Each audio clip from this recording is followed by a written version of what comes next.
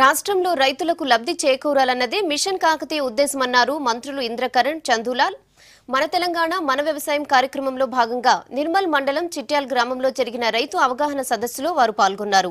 వ్యవసాయ రుణాలు సకాలంలో అందేలా చర్యలు తీసుకుంటామని హామీ ఇచ్చారు మంత్రులు. దేశం బాగుంటుంది, రాష్ట్రం బాగుంటుంది, గ్రామం బాగుంటుంది. రైతులకు ఎన్నో రకాలుగా మనం ఇప్పుడు ఏదైతే నత్రజని ఎరువులు వాడి మనము ఎక్కువ పంట పండించడానికి ప్రయత్నం జరుగుతుందో దాంట్లో భూసారం తగ్గిపోయి మరి భూమి కూడా నేల మరి రైతుకు తక్కువ సమయం తక్కువ పంట ఇచ్చే అవకాశం భవిష్యత్తులో ఉంటుంది.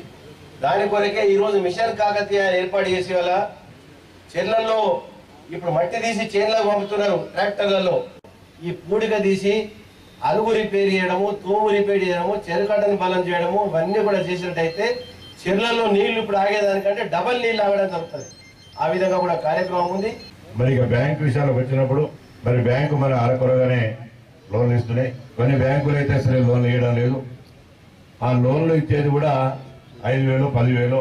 ఆ ఊర్లో మీ తాత కట్టలేదో, మీ ముత్తాత కట్టలేదో, మీ ఊర్లో చిన్న ఆయన కట్టలేదో కాబట్టి మీరు లోన్ ఇవ్వడం చేస్తున్నారు. టాటా పిల్లోడు ఇన్కమ్ ట్యాక్స్ ఎగొట్టినంత లోను మన రాష్ట్రానికి ఉండలేదు.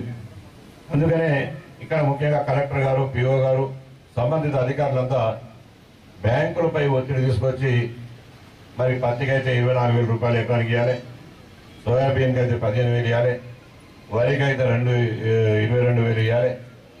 ఆ రకమైన రుణాలు ఇచ్చినప్పుడు మన పంటను కూడా మంచిగా పండించి వాళ్ళ అప్పు తీర్చే అవకాశం ఉంది.